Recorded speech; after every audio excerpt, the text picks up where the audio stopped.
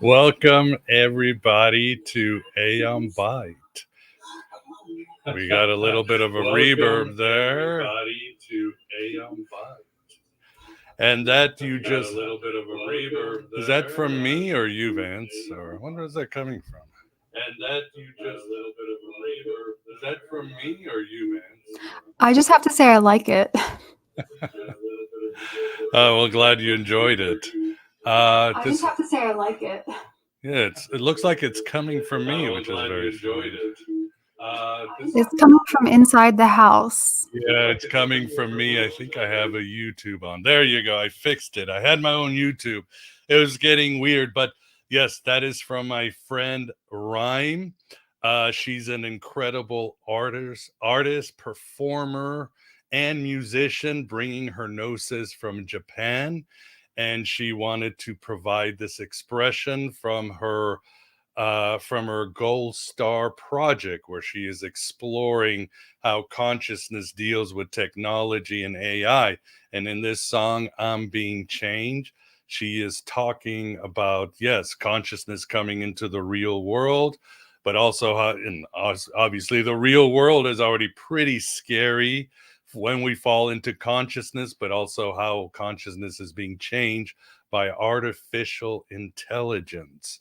So this is our exploration. If you're more interested in our Gold Star project, I'll have it on the show notes. Interesting, because I've been doing a lot of research on David Bowie and Elvis, and there is a Black Star connection between us. But here, my friend Rhyme is talking about Gold Star, how consciousness affects or interacts with technology. Obviously, as I told her, I see Sophia falling, or the god is falling into matter and having to struggle with reality. It's more or less the same. Rhyme is very influenced by Gnostic thought. So I hope you enjoyed it, and certainly check it out, and check out more of her work. It is incredible. And yes, we'll be talking tonight about, art, reality. We will touch upon AI and all that. So, and creativity, and we'll find some answers, I feel, because our guest is, we have an incredible guest, and that is Astrea Taylor. How are you, Astrea? I'm doing so wonderful, and I love that intro too. I mean, that's my kind of music, and as an artist myself, I want to fire dance to that music. Like, I just put together a set list for a fire dance performance on Saturday, and I'm like, can we change it to include that? That's beautiful. Very cool. What is fire dance? I saw it on your website, but maybe you could share with the audience. Yeah, sure. So we do all kinds of fire arts. We have crowns that have like fire up here. We have palms that, like you do the kind of dance like this, and the fire is like here. We have poi, which is fire on chains. We have a fire hula hoop. We have fire on staff ends. We have a fire umbrella, and a fire sword that we can balance on our head, a fire belt. We make a lot of our props ourselves, and we like the weird stuff. And one of the things I said in the book was, when I was putting myself out there, I was like, do you want me to be like a regular performer, everyone who wants to hire me? And they were like, no, we want the weird stuff. So it's the weird, beautiful art that makes your heart happy. That is the best stuff that you can ever do for yourself and for everyone else.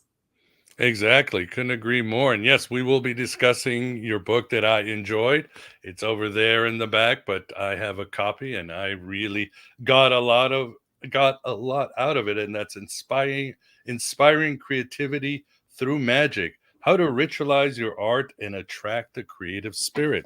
So we will be unpacking that tonight. And with us too, we also have someone who is an artist, also a musician, and that is the Moondog Vance. Vance, how are you doing?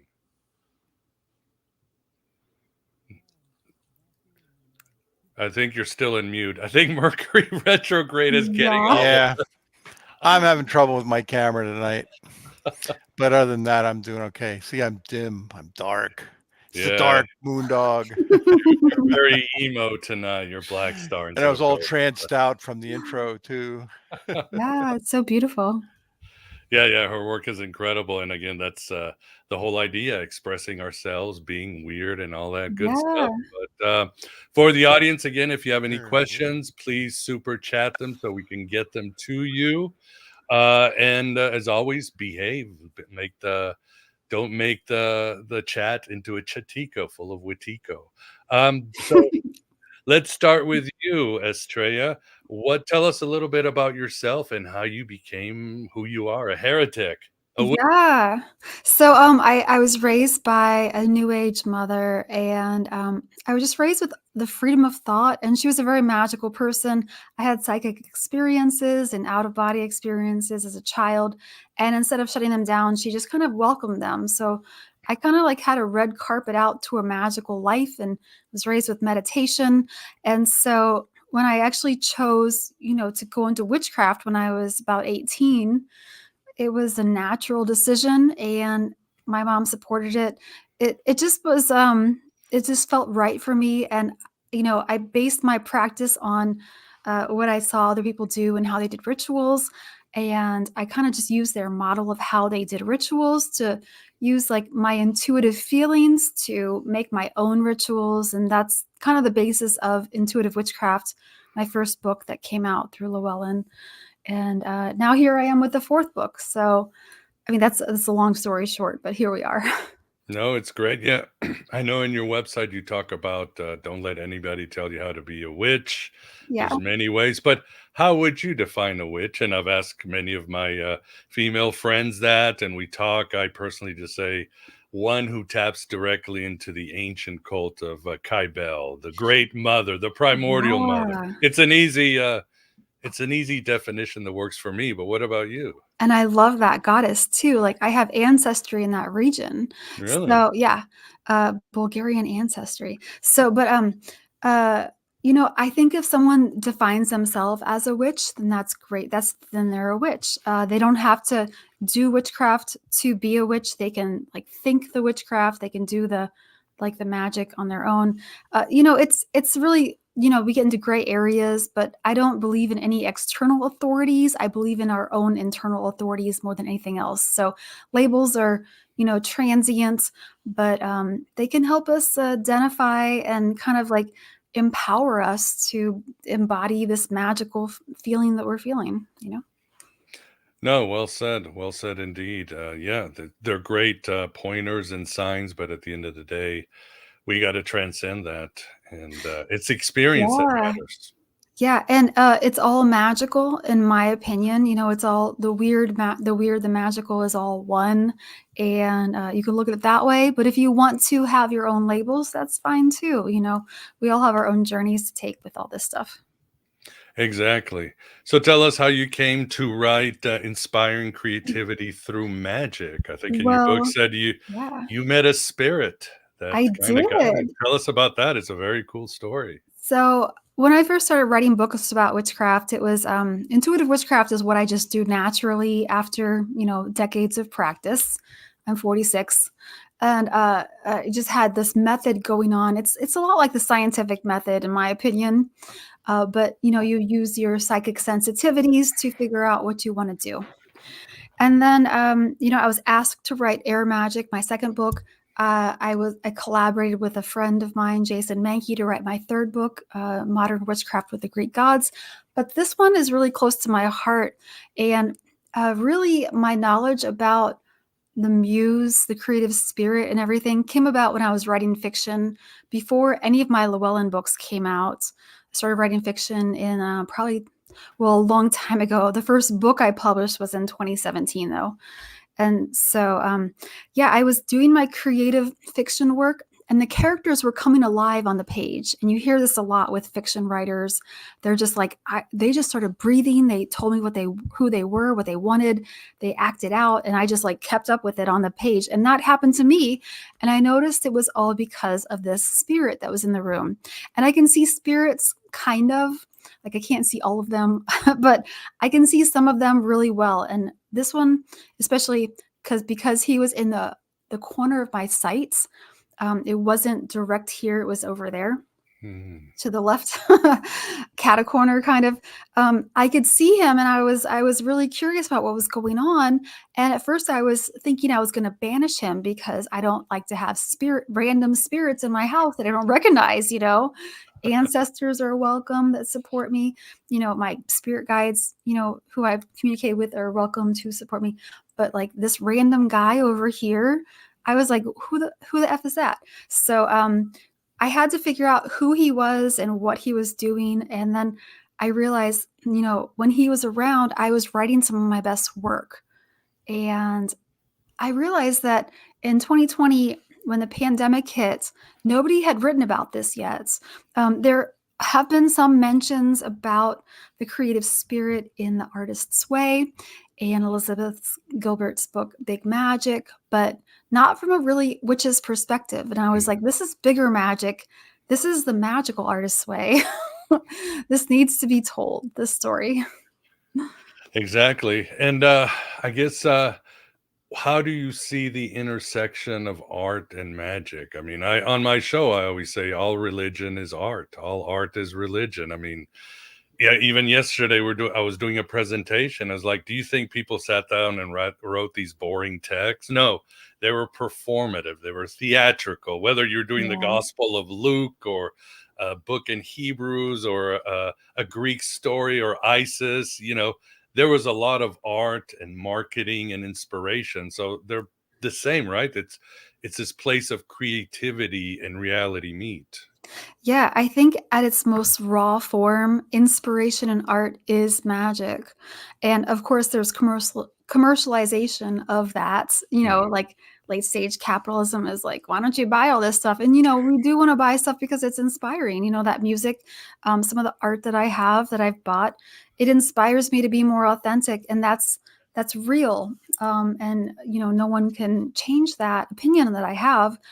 But there's also a lot of like, buy this just because it's popular, like this just because it's popular.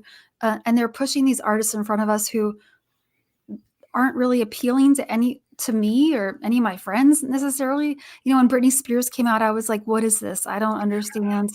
I'm going to back away slowly and like retreat into the woods. And I respect her a lot as a person. I never got into her art really necessarily, but I respect people who like that. It's their own journey. But it's a very, she was commercialized from the beginning. This is an example. I don't mean to pick on her because I really do respect her, as I said. But when they commercialize people and just were like this, we were going to play this on the radio all the time. Mm-hmm. I don't believe in that. I believe in the small artists and what we genuinely like, and not bowing to what they tell us to do. Oh, agreed. But what would you say is the difference between entertainment and art? I mean, that's the big question, right? What is it? Yeah, there's a lot of overlap. And art can be entertaining, entertainment can be arts. I think that we have to choose what is entertaining and art for ourselves, and the masses will choose that as well. I don't know if there's a clear answer to that. There's such an overlap between art and magic, entertainment, the social factor. It's kind of messy, but I like that about it.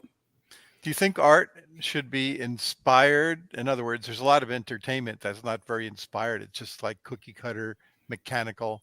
Could we really call that art? You think that's it's just for it's for your dopamine. It's to get those dopamine, but it doesn't stimulus expand response. it doesn't expand anything at the end of Pavlov's the day. bell, Yeah. Which is fine if you need it, Yeah, that's how I feel. It's someone's art, but it may not be everyone's art. Exactly. The eye of the beholder. Yeah. Yeah, and what I like too about your book, Astrea, is that again you're writing this in the pandemic, in a time where so many people felt isolated, and you decide, you were one of those said, I'm going to do something about this. I am going to create, and on the other side there's going to be something new to help those who have been traumatized, who are afraid, who get to really go into their inner divinity and do what the gods do, which is create. Yeah. But there's this sense that you don't have to go it alone, because many artists feel that, oh, I've got to write this novel, or I got to do this sculpture, or I've got to do this, and I've got to be alone for months before another human can see what I've made. But as you say, Yeah. you don't have to go it alone, because the spirit world can keep you company and do a good job, right? Yeah, and one thing that I say in my book too is that you don't have to suffer for your art. I understand you get obsessed with it. I get obsessed with my art quite a bit, Mhm. but I still make an effort to see my friends, to have a relationship with my loved one, to see my family, to have fun, to experience joy, to have novelty in my life. I think a lot of people feel they have to sacrifice things and make that whole slog. And then they're like, why does it feel so bad? And I'm like, because you cut yourself off from everything that gave you joy. So I really advocate for a balanced and joyous creation process, one where you kind of consciously switch between when you create and then when you are not creating, so you can enjoy both immensely. Because I think if you just create, you can come into this slog where you're like, oh, I don't feel like creating. Who am I? you know? But what advice do you have for people to, again, not be alone, to tap into the muse, the ancestors, the daemon, the genius? It's a Mhm. busy universe out there. Again, Yeah. you don't have to be alone. You have a lot of choices. And How that's do they true. find this companion, this ancestor or alter ego or daemon? What should they do? Yeah. And so, yeah, to answer that part of the question, I feel like the best way you can get in touch with them is to ritualize your creativity and trance out. How do you trance out? Do you listen to music? Do you burn incense? Do you smoke something? You can get in your own zone of productivity so you can get inspired and then translate that inspiration into a physical work. And the spirit world can really help us with that because without that, we're kind of relying upon ourselves, our own minds. I think that's great, but we can have limitations here. Whereas, if a deity is interacting with us or a spirit, a powerful spirit, they can give us so much energy and even more thoughts that we don't have to come up with on our own. And give us that vibe that just keeps us going toward it, that love of the arts. And it's so valuable, in my opinion, to cultivate that and to really appreciate it. And, I talk about how you can communicate with your creative spirit, how it may show up for you, because it shows up differently for everybody and it's perceived differently. There are atheists out there, and this book is friendly for them, agnostics too. And, I'm not one of them, but I want to, help them out and not exclude them necessarily. So, however you interpret the creative spirit or that inspiration coming through is valuable, and pay attention to that. Plus, as you write in your book, this idea of this other or this spirit, it's a long-standing tradition that, Yeah. as they say, has receipts. Yeah. Whether it's Stephen King or Goethe or Michelangelo, Yeah. these people that change history had some sort of divine self, and I'm sure a lot of times they might have just been like cosplaying with themselves, like, I'm going to create this, but that's fine because it's a dialogue with my consciousness. But again, this works, right? Create Yeah. something, don't be alone, have a higher self with you. Exactly. And you're right, it is ancient. It goes back to our most ancient Western religion roots, in ancient Greece, where it was commonplace to believe in this. The goddesses, the muse goddesses, that was commonplace to believe in all that. We see that in the earliest writers, Homer and Hesiod. We see them thanking the muses and thanking them for helping them to give them inspiration to say the right words and whatnot. It goes way far back. It's in Roman times as well, and it gets kind of translated into times after that. There's the Christian suppression, of course. They don't like really spirits or other deities or whatever, but it exists, and it makes little pop-ups in the Enlightenment and Renaissance eras and stuff. And yeah, it's making a huge resurgence today. I think art magic is a huge topic that a lot of people are thinking about and are open to today. And what can you give us some examples of maybe modern writers who had some quirky spirits or friends? Yes, I would You bring love a lot of to. examples, yeah. So, Stephen King, you may have heard of him. He's a horror writer. he he calls his creative spirit his muse, and he says that it's a little dog, and he knows it's um, a female dog. He doesn't call it the B word, but um, he has a lot of reverence for this. His muse shows up. He says like you have to show up to your creativity to write, and then she may come, she may not come, but she gives him the words. And so the animalistic creative spirit is a common theme. It's one that I experienced before I even read that about Stephen King or anybody else, who has insights on that. But it's amazing to me that kind of correlation showed up. And then Tori Amos is another one. She's, she writes songs, she performs them. She's a writer of books as well. And when she performs, she says she's channeling her muses. So she goes into this whole other world. And she talked about one time on a podcast that her husband would see her in the hallway before she's about to perform, and she's in this otherworldly mindset. And he's like, "Hey, are you going to give her back to me?"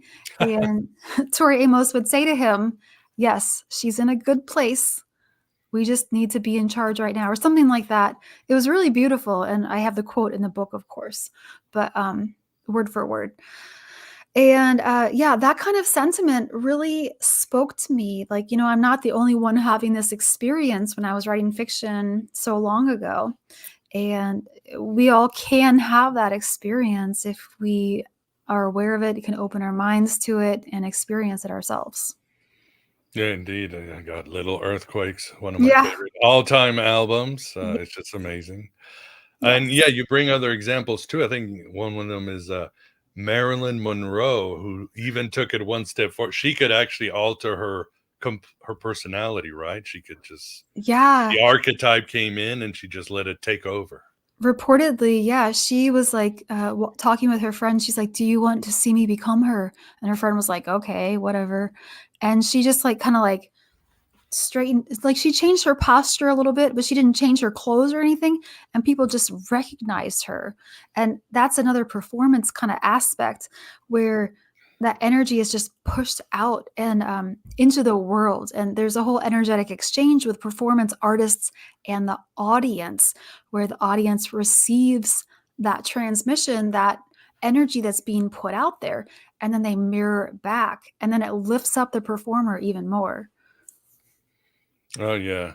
And you also talk about in your book, I like how you bring up Robert Johnson and the Crossroads, the old deal with the devil. Mhm. And Yeah. other great examples, of course, beyond artists. It's no secret that some of the great scientists of our time were inspired by otherworldly beings. I mean, Tesla might be the most famous one. He used to talk to pigeons in the park and Mm. all these other great ones, Yeah. right, Vance? Do you know a few other examples? Yeah, Tesla did. He actually claimed to talk to people from Mars at one point Oh, wow. on the Wow. radio, and yeah, he felt that our minds are really radio receivers and transmitters, like that. That's some And I, air magic right there. yeah, I think so too. Yeah. So, And I mean, he pioneered the wireless technology. It's oh yeah, virtually information in the air. that's right. Yeah. And, yeah, and before Marconi actually, Oh, and wow. he even had a radio-controlled submarine and so forth that the Navy turned down. But that's a model you could actually consider. People that are possessed or people that have their muse come to them. Actually, you can think of us as receivers, and normally the what we call us is like transmitting and receiving somewhere in the universe, but other things can come in and share the channel, through the same body. Yeah. Well, there is the theory, the bicameral man or bicameral mind theory. I forget who did it. Somebody in the chat, remind me if you can, but that once upon a time in ancient times, up to the Greco-Roman times, all humans had two voices in their heads. There was that's the normal state of being a human being, is you, and they're having these conversation, and that's how we evolved and survived. And then at some point it either got suppressed, or, well, it's the gods, or you're crazy, and suddenly we got taught that we're only supposed to have one conversation in our head, or else we're crazy. But that's the demons, right? You're possessed. You've got a demon. You have to shut that up, so forth. But that's not the way really our brains should work. We are split personality, duality beings. That's why we have two hemispheres, right? So yeah, I think we're multidimensional for sure. Yeah, for sure. No doubt about that. And what else do you advise to tapping into another? Well, why don't we get to the heavy stuff? Let's get to the heavy stuff, because again, you wrote this book during a very, very strange time. I hate to say, but I kind of miss it, because the crazier the better. I like the world. But fear, you talk about in your book, turning fear into excitement, which all of us artists have, right? Is this going to work? And I'm going to be laughed at. Why should I do it? Everything else. Oh, thank you, Chester. Julian James, the bicameral mind. But how do we overcome fear? How do you overcome fear? Or how have other artists found ways to overcome fear? Yeah, so I think that we should realize that there is fear that will help us save our lives. Like, maybe don't get so close off that cliff's edge. Maybe don't jump into that burning pool of fire, Yeah. But then there's fear like, oh, I'm afraid if I share my poetry, someone's going to laugh at me, or someone will say something and it'll hurt my feelings. But I really want to share it. So that's the challenging fear. And really, I feel like, if you really want to do something, it's excitement in disguise. It's disguised as fear, because we're trained to fear. We're trained to pick up on fears. And I don't think it's always a good thing. Yes, it saves some lives. Yay for that. But, I would never do fire dancing unless I conquered that fear. And it's a beautiful art form. I would never have written books that inspire other people unless I put myself out there. I conquered the fear of writing and, having my words be consumed by other people, or my thoughts. In fact, it brings me so much joy to know that I have inspired other people, and that I've helped people with their spiritual path or whatever they want to say. It's this most wonderful feeling, and that's really bigger than the fear itself. Is the possibility that we could benefit society in one way or another. It's not about the ego. I learned that a long time ago. The ego, it feels really desperate when the ego is like trying to make a move. And you can see it when certain people, they're like, it's all about me. Yes. Yes. Yeah. But, really, in my opinion, it's all about the other people and helping them. Yeah. And, getting them to this place where they can do it too. I want to empower people most of all, and that's what it's all about. Well said, Astrea. Very well said. And what about the idea of criticism? Because God knows in 2023, everybody's a critic on social media, right? And Right? there were already critics a long time ago. There will Yeah. always be critics as long as they're artists. Yeah. If the first day of somebody created a nice wheel or a rock, and then the last time before the meteorite hits or humans are destroyed by the robots, there's going to be a critic. There'll be a critic of robots. There's always a critic. That's an easy jab right there. Someone can type something in like 10 seconds, and it takes, zero effort basically for them to say something, but it can strike the heart of an artist and kill that. What I advise is, the way that I look at that is, there's this quote that Brené Brown popularized. It's actually by, I think, Theodore Roosevelt. And he said, it's not the critic who is actually brave, it's the performer who's actually brave. And I'm paraphrasing because I don't know it off the top of my head. I think some of you probably know what I'm talking about. So it's not the critic who is doing the hard work. It's the one who's out there sweating in the auditorium and who is putting themselves out there. And I had to learn, a long time ago to get that thicker skin. I learned that from writing blogs when Oh, Kathy wow. was pagan, which were posted on Facebook, which got so many negative reviews. I think a lot of them were probably from Russian bots, but some of them are real probably. and and that's okay. Everyone has their own opinion, and I just really had to be like, this is about them and not me. That's the biggest insight I had, is that I think this person's mommy didn't love them, and that's why they're lashing out at me, because I have that divine mother kind of vibe to a lot of people, because I do have that, unconditional love, empowerment. I do have that vibe to people, but people who don't know how to receive that, they won't receive me, and they will just want to, come against me. They want to say something to make themselves feel better, to continue that perpetual argument in their own heads. And I'm kind of psychic, so I can pick up like when it's not about me, and I'm like, okay, this is funny. I'm not going to ask you about your mom, but I'm going to think it, and maybe you'll feel it. you know and that's Yeah, okay.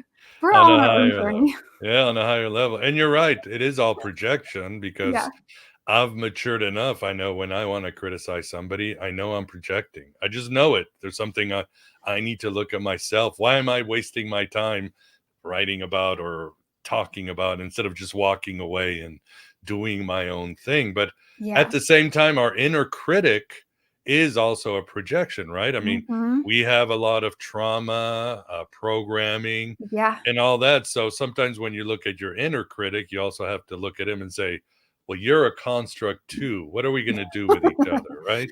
Yes, we internalize the voice of judgment. If we've been judged, and especially if we were a young age when we received that message, we will take it in and say, okay, this is how I'm going to feel whenever I want to be myself. There's going to be a part of me that comes back and is like, no, you should squash yourself. And you're going to tell other people they should squash themselves as well. They should squash their art. How dare you be real and authentic and genuine and a real person? Put yourself out there and like showcase your vulnerabilities and empower other people. Like, no, everyone should feel as bad as I do. And that's really sad, but that happens. And, I try not to judge those people too harshly, because they judge themselves so harshly enough. I feel bad for them, but they have their own path. They don't hear me. It's okay. Yeah. What are you going to do? What are you going to do? Well, I think something that I say, and I think this is so important. And again, I am willing to sell my soul, or pledged, go with Robert Johnson to the crossroads and give the devil my soul. But is this fact that everybody has a talent, and everybody in this universe is an artist. The fact that we are human beings makes us an artist in some way or another, and Yeah. each of us has to find out. And there's a quote that I love. If you don't mind, I'm going to put it here. Yeah. Go ahead. It's the artist is not a special kind of man, but every man is a special kind of artist. I love it. Ananda Kumaraswamy. I'm saying it wrong, but there's a variations where you switch man for person, and that's fine. Man is generic, but I think this is very true. We are Mhm. all artists, and that's our divine self. Yeah, we all have our own kinds of arts to put out there in the world. And for some people, I met this one lady and I was like, what do you love to do? What do you really want to do with your life? And she said, I really just like to make a comfortable home experience. I really like washing sheets and ironing them and putting them on the bed. And I was like, okay, you're a Taurus. That makes sense. You're fine. No judgment. But like, we all have our own ways of art. I'm not a musician. And some people are musicians. And I think we can all get something from this whole human experience from each other. Some people like to do landscaping. That's not me. you Right. know. So realizing where our talents are, our interests are, and where those intersect, and where we might be able to experiment some. It's all a journey, and we learn as we go. Yes, and each one of us has a skill. Again, Yes. you may be somebody may be model trains, the other one may be the organ, the Yeah. other may be, it doesn't matter, but by finding this in a way, you are healing the universe and also healing yourself and your past. Like, here's a couple other quotes again that stuck out with me. One is from Tobias Churton, and he says, Gnosis is the religion of the artist, and the artist is simply man doing what man does best, being a joyful co-creator manifesting light in the dark universe. And then another quote, which I recently got from Gordon White, because I'm writing this book on Elvis. He was really into the occult, and I'm like, what is Oh, wow. magic? What is magic, Gordon? And he said, magic is the felt sense that our role in the cosmos is co-creative. It's like, that Beautiful. works. So art, magic, it's all there. It's all part of the tikkun olam, the healing of the universe and ourselves. That's so beautiful. I read this passage recently. It was actually in a fiction book. It said that we have this, we have a communication with magic. We talk to it, and then sometimes it talks back to us, you know? And I Beautiful. love that when we have a conversation with that energy. Just theorizing about that kind of stuff is my favorite thing ever. So I love that quote. So you would say that if we're all artists, and again, I think that's a fact. Yeah. Nobody can say, are we all mystics? Do we all have the second sight that you have? Or what do you say when people ask you? I think that it's something that we all have the ability or the potential to cultivate. I am lucky in that I had that from a young age. I saw spirits at a young age as well. It wasn't, nobody tried to make me disbelieve in all that. When I talked to my mom about my out of body experiences, she didn't shut me down. She actually had some, and she explained what was happening. So I think we all need a bit of insight and acceptance for those experiences that we have. And a lot of us have weird otherworldly experiences from our Yeah. childhood. If we look at like what we remember happening, even Clarissa Pinkola Estes, she's the author of Women Who Run with the Wolves. She had this memory of she got separated from her family, and she started running into this like big lake that was like an ocean. And it was, the waves were so big she could drown. And then this beautiful woman came to her and was like, no, no, no, get out of the water, get out of the water. Time to go back to the beach, go up the steps, go to see your family. And she told her family about the lady, and they looked for the lady, and the lady was not around. The lady did not exist to those adult people, and she didn't see them again, so I think children have otherworldly experiences all the time, and we have to get back to that kind of a mindset if we really want to engage with the spirits and be open to them.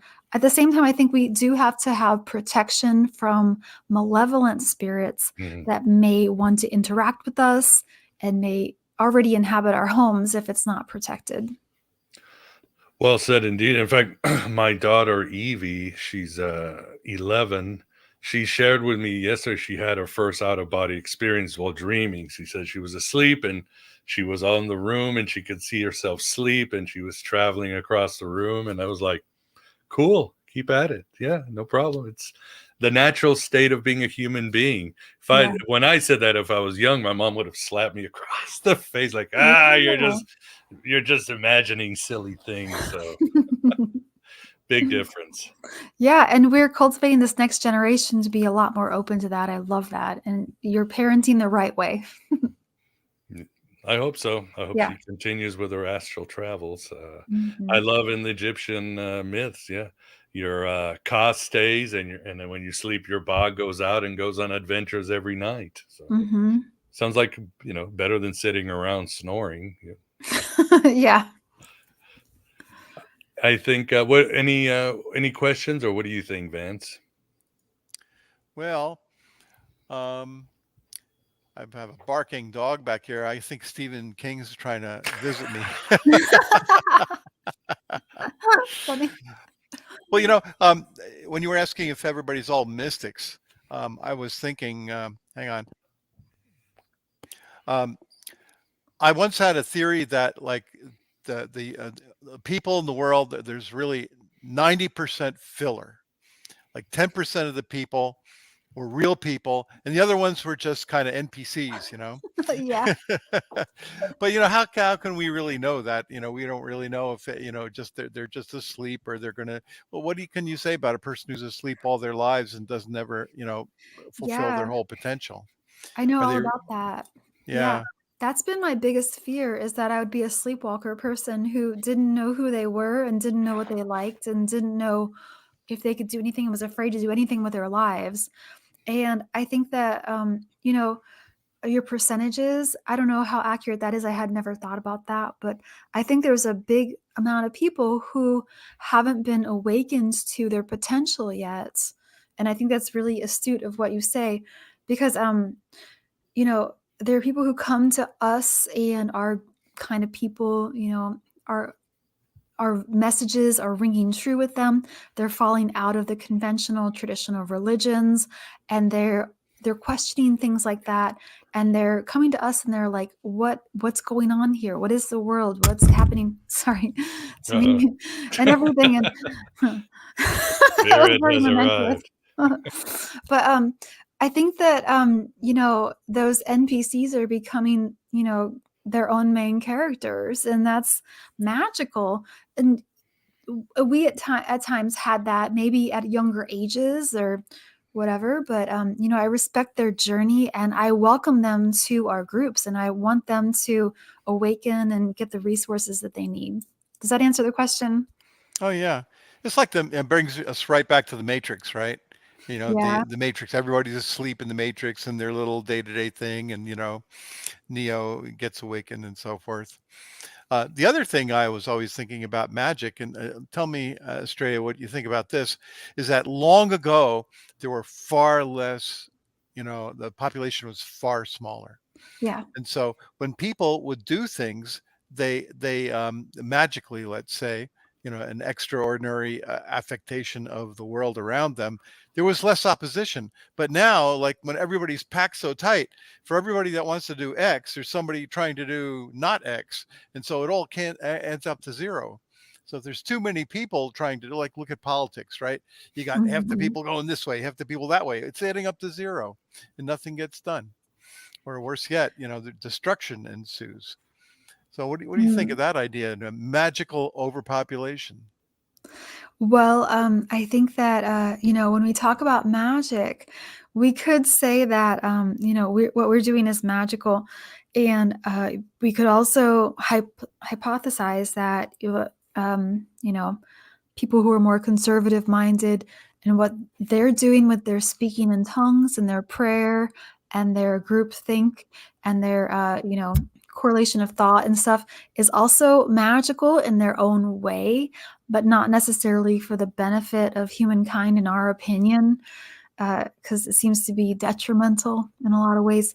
It's one of those things that I think that we could equal each other out, but I think that the universe keeps expanding. That's a common law of the universe. So I have to think that mentality will keep expanding as well and not stay conservative, not be like like they want to revert to the 1950s and stuff.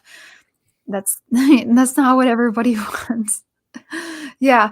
So, we're going to progress, but we're going to drag them kicking and screaming along with us, whether they like it or not. You will have body autonomy. And some of them don't realize that they actually want it. If you've looked at the news recently, it's really ridiculous. I think it's kind of comical in a way if we don't take it personally. If and I try not to because I try. yeah, my voice is this big in the whole mess of things. I can only affect this much change, and so I do what I can. But then I also sit back and say, "Wow, this is really weird. It's a weird time to be alive." But it's not that every time I think it's original, I have to take a deep breath. Here's a story that I just have to share. Again, I'm doing this research for my Elvis bio, and I keep running into Mhm. David Bowie. I'm convinced David Bowie was just Elvis 2.0, but there are so many parallels between the two. It's not even funny. But I'm doing this research, and I found that in the late 60s, George Harrison and David Bowie got into a huge fight, and they Wow. never liked each other. Why? Because there's David Bowie with the wigs and the suits and being androgynous and whatever, and George Harris is like, you need to figure out what gender you are. And David's Bowie's like, well, I can be what I want, and it's fluid and that. And I'm like, oh, so this was happening in 1969. It's never going to stop. It's always been happening. And it kind of gave me a sense of perspective, because these two giants of music were, of course, butting heads over an issue that it's always going to be with us. So nice sense of perspective that we're not that original in our ideas. It's not the end of the world. It's interesting because I think George Harrison was progressive at one point, and then David Bowie became way more progressive, maybe say even radical. But And I think sometimes it's almost like the universe decides there has to be, because George Harrison was one of the most open-minded, mystical, but it's almost like the universe has to have this duality at all times, If there's a witch, there's a heresy hunter. If there's a Gnostic, there is an it's almost like it's the magic of the world, the polarities. That's interesting. I try to transcend the polarities, because I think it's a trap, but I acknowledge that there are two sides to a lot of things, and it's hard to get along with that. I have my moon in Aquarius too, so I'm just automatically gonna be like, no labels. But labels help me identify with certain things, so I acknowledge that too. One of the big things with this whole scenario is change. Yeah.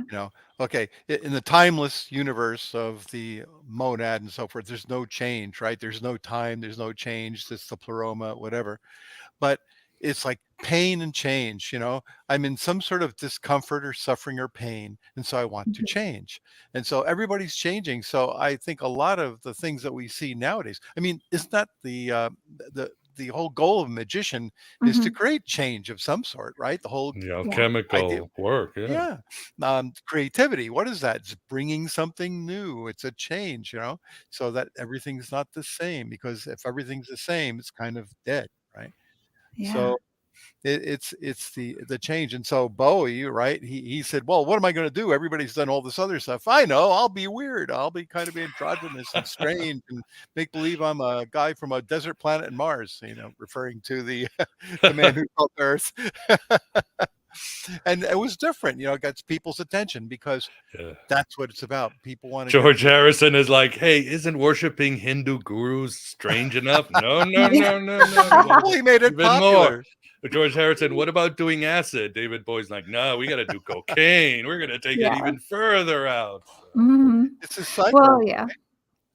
It's the cycles. It just goes in a spiral. It's a spiral. And change is one of those constants in the universe. I am a scientist. I've studied this stuff, and that I believe that fate is related to the energy equations, however you want to see that, whether it's chemical or like spiritual, that yield the least, or that are the most favored. You can say that certain reactions, certain predictions, certain paths are just more. They're easier for us all to take.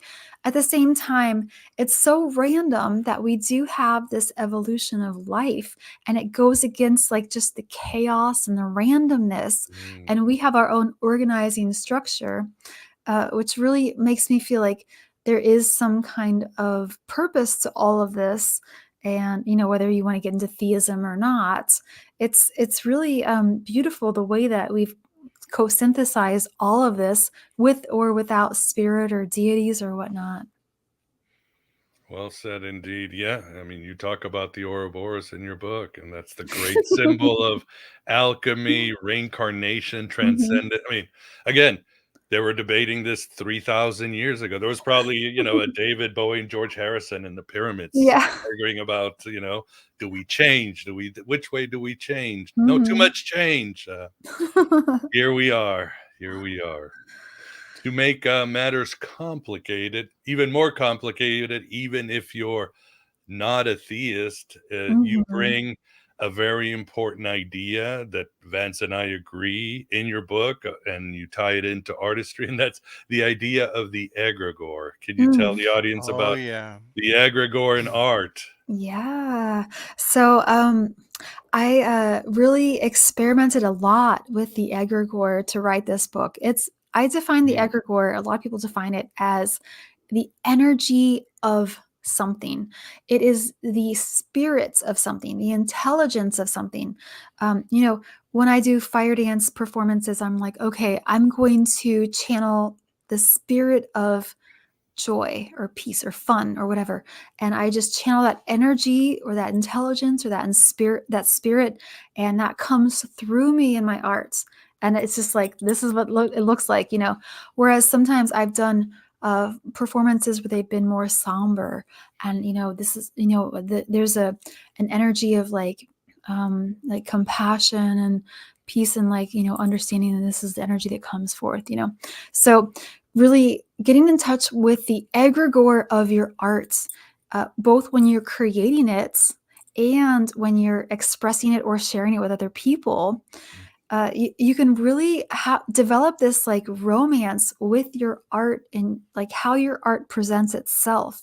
It can start to tell you, like when the writers are talking about how the characters leapt off the page, they wanted to do this and that. I shared some of that too. It happened for me. That's the egregore of the art telling you, this is how I am. This is what I want to be. This is who I am. I want you to hear me and write this down because I'm going to give it to you right now. And it's in concert with your creative spirit. They're facilitating that communication. Usually the creative spirit comes first, the egregore comes second. And they can, when the egregore comes, they can kind of communicate to you at the same time. And I just really love working with the egregore of my art because it does inform me. And I can tell, like, I'm like, where does it need to be fleshed out? Where are you lacking? Oh, you don't have any feet to walk upon, metaphorically speaking, okay, we're going to kind of like work on how we can like kind of get this out into the world, or like work on this other part, how the pacing is in my writing.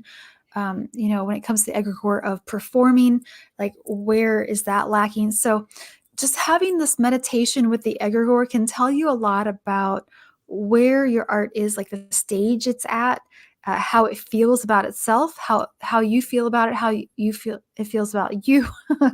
It's a beautiful interaction, and I really encourage every artist to engage with that.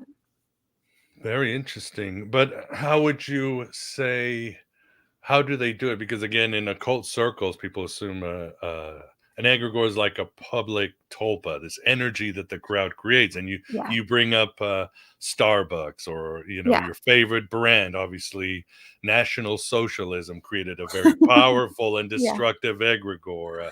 We see it with crowds, when the crowds, their energy focus on something. How can an Mhm. artist doing? Are you saying when you're doing your fire dance, you can feel that energy Mhm. enveloping the crowd, and that teaches you something? Or Yeah, well, I feel like first it's a private personal experience, especially if it's not a larger egregore. If it's the egregore of your art, you can have this like kind of like quiet communion where you really get to the energy of that egregore and develop it, and it develops itself as well. Uh, but if you're working with a larger egregore, like the energy of love, unconditional love, you tap into it, that egregore, and it will kind of like guide you.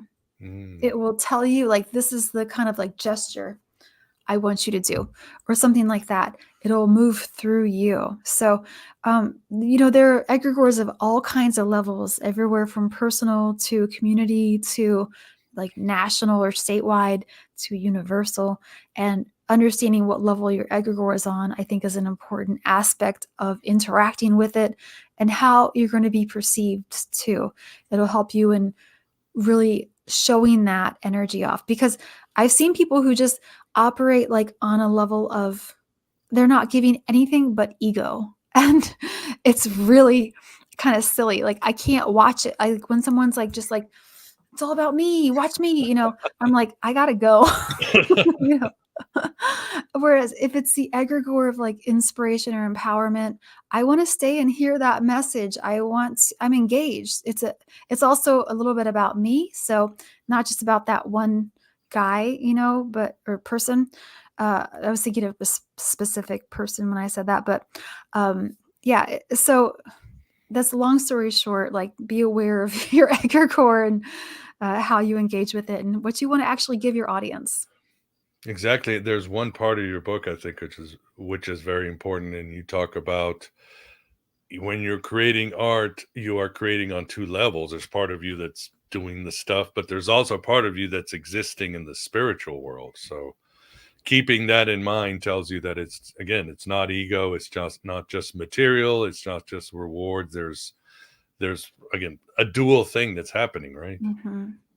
I think for artists, ideally, yes, they are participating on a higher level. But there are those who don't, and I think that I'm not one to judge what's art and what's not art. At one time, someone told me that my stuff that I did wasn't art, and I I never talked to that person again. I told him off. And because I don't think that anyone can really say that. I think that I was a beginner artist, and my feelings were really hurt by that. And I think that if we say something like that we could, alienate people whom we want to hear from years from now when they're not quite a beginner or when they've developed a little bit and they've maybe talked to their egregore of their art. Well, what's the difference between it's not art and it's crappy art, right? I could draw like a stick I man don't and know say, which look, one I I made want. art. But, well, no, that's not art. Well, no, it's crappy art. What's the Yeah, would you difference? tell a kid that though? Like you wouldn't probably do that, right? Like, No, no, I'm not a yeah, cruel person, but some people are. yeah. Some Some people people like are. fulfills themselves better by putting other people down. Yeah. Well, Yeah. And shouldn't go I ahead. don't know what the line is. Sorry. Like, I don't know what the line is. Like, I'm not one to judge. I think that any creation is good as long as it's not from like if you're not trying to trick somebody into saying that it's art when, I don't know. What am I trying to say? I think that we need to support beginner artists. We need to support people at their different stages of art. We may not like it as much as their later stages, but there our support and our tolerance of it and lack of judgment or condemnation is going to help them develop. And I think they'll probably develop into something, whether they have our judgment or our opinions or not. I think that, judgment can hurt so many times. And I don't one thing I say is like, you really can't pay attention to those people who are saying that stuff to you because they're not the ones who matter. You're the one who matters. You're the one who has a heart in this. I think it also helps to have a little gnosis about the art scene because there's only so many museums and so many walls that so many paintings or so many venues that an art piece can be Yeah. in, and so everybody's competing for it. And Yep. as soon as you get that competition, now that's crappy, that's not art, blah blah blah. There really it's a competition. If you dig out all the dirt from over it, it's really people trying to get their stuff or the stuff they Oh, like yeah. over somebody else's. Yeah. And they have those networks too. Oh yeah, Yeah. the art egregore networks, right? And I feel like a lot of times artists aren't celebrated until after they're dead too. So that's like not really affirming for the living. Yeah. Like Frida Kahlo only had 3 art showings in her life. And what about Van Gogh? I think, William right? Blake died almost unknown. Yeah. Yeah. So, I mean, I don't think it's like good for us to think about that as a goal, but so I really want us to focus. I want all of those artists out there to focus on their joy and like, would this bring me joy? Will this help me express myself or my emotions or my spirituality? So that's what I think is all about. And if anyone says anything, you can take it or leave it. Yeah, and Yeah. just tell a story. You can tell a story with Yeah. sculpture, fiction, whatever. The universe is made Yeah. out of stories. We got to make better stories, and your ancestors will be very happy to hear your stories, and you might ignite somebody else's inner story. So don't be shy. Yeah. That's what we're here for. There's one exception. Hello, Uh-huh. Kitty. My other daughter's about to kill. Yeah, she's gonna run into the room. How dare you? Yeah, I think there are a Only lot of kidding. artists who are popular when they're alive still. So yes, that's true. Like, but yeah, I mean, the greats that we think of, like, I don't know. I don't want to think about like the whole judgment aspect of like the dead artists, and then their value goes up. It's kind of like I want to value artists while they're alive here with us right now. Yeah, well, in That's the music, most that's thing. true, right? We Yeah. have a lot of artists. In fact, all these artists that I knew when I was a kid, and they're still playing out there, right? The Tubes are out there, and the Yeah. Blondies out there, and so Yeah. The Tubes. That's yeah, great. the Tubes. You I don't remember? remember. Yeah. Yeah, I'll talk to you later, and I remember I've them. seen them live actually in Wow. San Francisco. I saw the Right Tubes. on.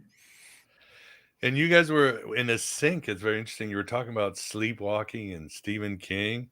For some strange reason, a couple of nights ago, I had this urge to watch this really bad 90s sci-fi movie called Sleepwalkers. Stephen King wrote it directly for the movies, and it's really bad. But I just had to watch it. The Scream Queen is actually the actress from Twin Peaks, and you were talking about Twin Peaks in the chat, but Mm-hmm. and it's a terrible, but the ending is really awesome because you have these demon dogs that drain human beings, and of course they come from ancient Egypt, and for some reason cats, again ancient Egypt, hate these demons and are the only ones who can kill them, and the movie ends with this herd of cats to this Enya song. I don't know. It's a horrible movie. It's a really bad sci-fi movie, but it just stuck in my head. It's one of those I wish Stephen King had done And then there's or a dog behind you. Oh, there he's gone. Oh yeah, one of those dog Watch demons out. from ancient Egypt. Yeah. Anubis. Well, if anybody has a chance and you really want to suffer bad art, watch Sleepwalkers by Stephen King. Sounds great. Yeah. So as we get a little bit towards the end of this fun and engaging interview, I guess the might say elephant in the room, the Ganesha in the room would be Astrea. gotcha. What are your views on AI and transhumanism interacting with the human artist? I mean, again, Rhyme is her artist trying to deal with it in her own way. She's not coming out and saying it. She's just like, I'm letting AI take me here. I'm giving these expressions and make up your mind. What do you think of AI? So I have a mixed opinion on it. And maybe this is just me right now, and this could change, but I will say that there are AI books, books written by AI out there on magical stuff, witchcraft stuff. And I'm kind of afraid of the information that they're sharing as if it is a real or a human experience necessarily. Some of it's apocalyptic, some of it's opinionated.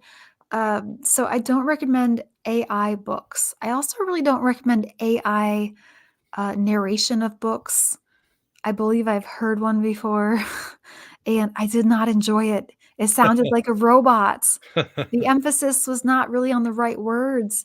It didn't seem very human. It didn't seem very like there was a soul presence. Again, this is maybe my psychic stuff picking up on it. So I don't recommend those two. However, I really like some of the AI art that's coming out there. And I do want to respect the artists who have put stuff out there.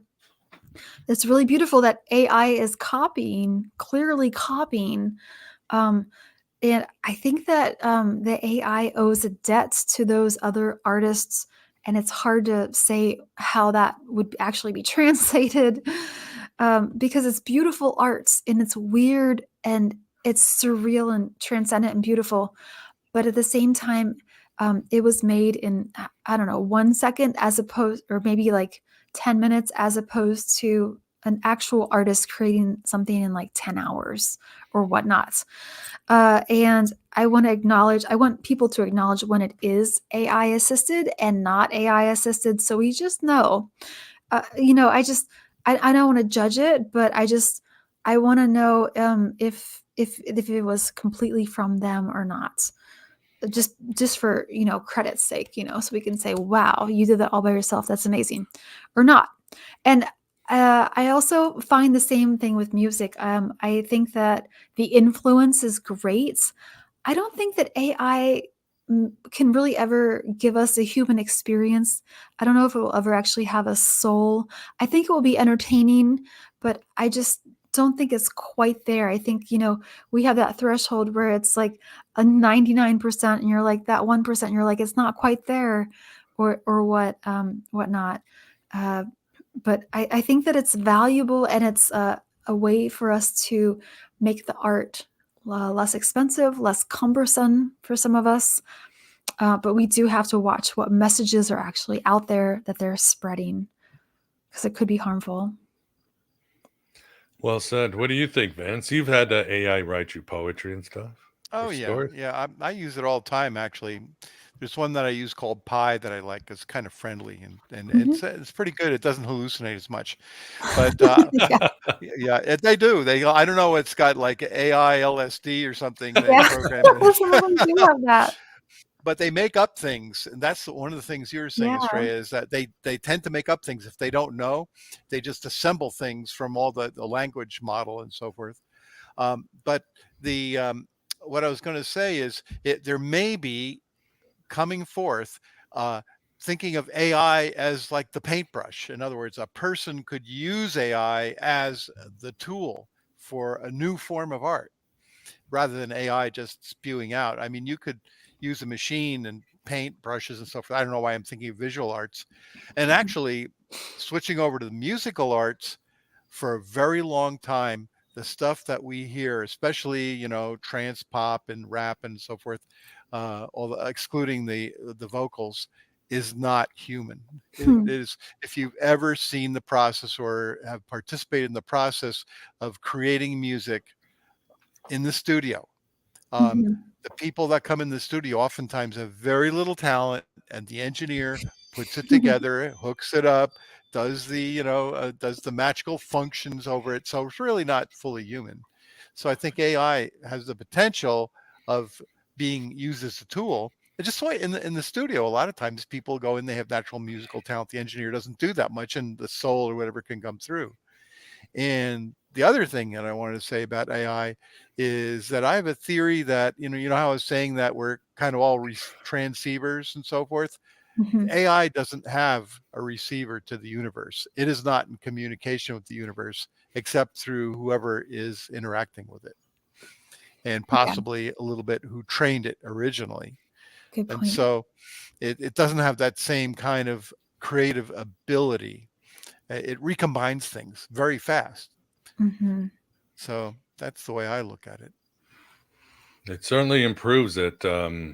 Oh God, I don't want to. If I say something about Taylor Swift, Australia, will you get mad at me? Not at all. Okay, good. Because I have a friend girl, and I said something critical about Taylor Swift. She hasn't spoken to me in 2 months, so Uh-oh. I'm worried. But yeah, that's somebody who. Blasphemy. Yeah, I know. That's somebody yeah, technology and all that has improved her voice. When you hear her live, they Mhm. take away the music, and it's just she has absolutely no talent. Now, Hmm. having said that, Taylor Swift is an incredible storyteller and really Mhm. understands the trauma of the anima. So I give her that. She's a amazing story. Whoever writes her music, and she understands traumatic experience, the ebbs and flows. But as far Yeah. as talent, all studio, all AI, right, Vance? Hmm. Yeah, there you go. Interesting. Yeah, I don't know that much about her, but yeah, it's she writes a lot about like relationships, and I think that I knew somebody who wrote songs, country songs, and they all wanted her to write about relationships, specifically about cheating. That's Ah, what Nashville wanted back in the early really? aughts. Yeah. And I was like, why do they want that? I think they want people to feel a certain way, to feel kind of oppressed by their love relationship or whatever, Sells the drinks. possibility of that. And I mean, like, that's kind of like an artificial intelligence in and of itself. The egregore of like you have a cheating Bingo. spouse, like we're just going to put that energy out in the world, like so it proliferates. Yeah, I don't really get that a lot, like it's kind of a vibe that some people are on, but yeah, so that's something else we could even think about. The whole what happens with that kind of energy or that kind of programming. I have a Yeah. theory that music has every kind of music has a drug in back of it, right? Yeah. Like country western is like whiskey, right? Jack Daniels. Lana Del Rey is heroin. There you Right. go. Grateful Dead is LSD or Yeah. whatever. Yeah. Pot, pot mostly, I guess. Yeah. So that probably tells you a lot. And that's, the egregore of that drug could be speaking through them too, Yes, I was just thinking that, right? The Yeah. spirit of the drug. Yeah. It's fascinating. Complicated. Yeah. It just gets more and more complicated. Yeah. Mhm. There's the technological side, and then there's the spiritual side, and then there's the worldly, egoic side. So, and everybody's got an agenda, it seems. So, stuck in the Yeah. middle with you, as the song goes. Well, awesome. Certainly highly recommend her book. She, Astrea, has plenty of exercises, rituals on how to cleanse your room, advice on how to get a workspace, stories again of other artists who were able to find their muse in their center. She brings a lot of her life stories to say, this is what I overcame. So there's so much more. And definitely check out her website, AstreaTaylor.com. Man, you got that name right off the bat. Good for you. And anything else you want to share about your book? The only other thing is that, when you work with magical correspondences that can help you create, that can really help you dial in your focus. So I'm someone who has ADHD, and this book is basically like how to hyper focus. Mm. If you use the elements, you can like use the audio, and you can use like an aromatherapy to kind of dial in your stuff for the element of air, the element of water. Use something that doesn't distract you, a vessel, and then something that helps you create some kind of liquid in there, keeps you hydrated. I like to use a candle to mirror my own creative energy, and I blow it out when I'm done creating. It kind of just like reminds me like this is our purpose, this is our intention right now. You also have to set an intention for that and set some goals. And then the element of earth is there if you want to bring in crystals or herbs, but really it's about being in your creative space, sitting down. In the writing community, we have this concept called ass in chair.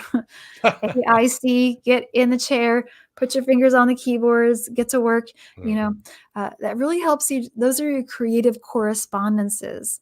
And also, like you talked about, cleansing your workspace, cleansing your mind of all that stuff, of any distractions too. So it really helps you just focus into your art, what you love about it, and what you want to share with the world. So I'd recommend, if you're interested in any of that, read the book. And I think it's wonderful. Virtualizing your creativity really helped me write my first two fiction novels and these 4 books with Llewellyn as well.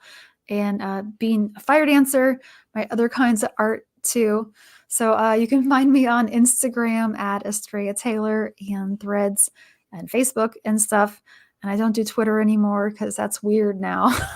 But I'm out there and I love to chat about creativity and intuition and stuff. So find me and I'll find you back.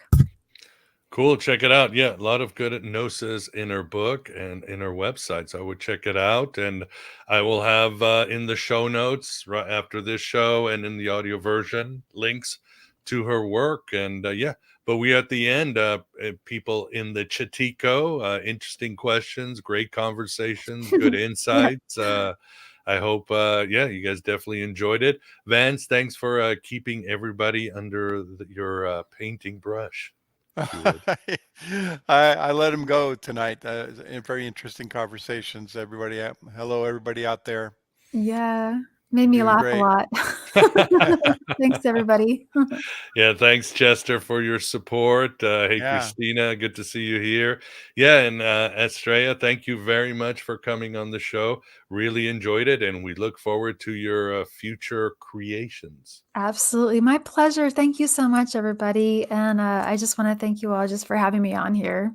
I loved it. Love talking with Pleasure. you. Yeah, Our pleasure pleasure. was all ours. It was a lot of fun. All right, everybody. Well, enjoy your Freya day tomorrow and your Saturn day and your weekend and stay cool. And as I always say, yeah, write your own gospel, live your own myth, and we will be talking sooner rather than later. Yeah, Ronnie Yes. Pontiac and Tamara Lucid will be our guests next week as we discuss the cult of Orpheus and all the magical hymns. So get ready for more mind expansion and mysticism next week. So take care, everybody, and good night.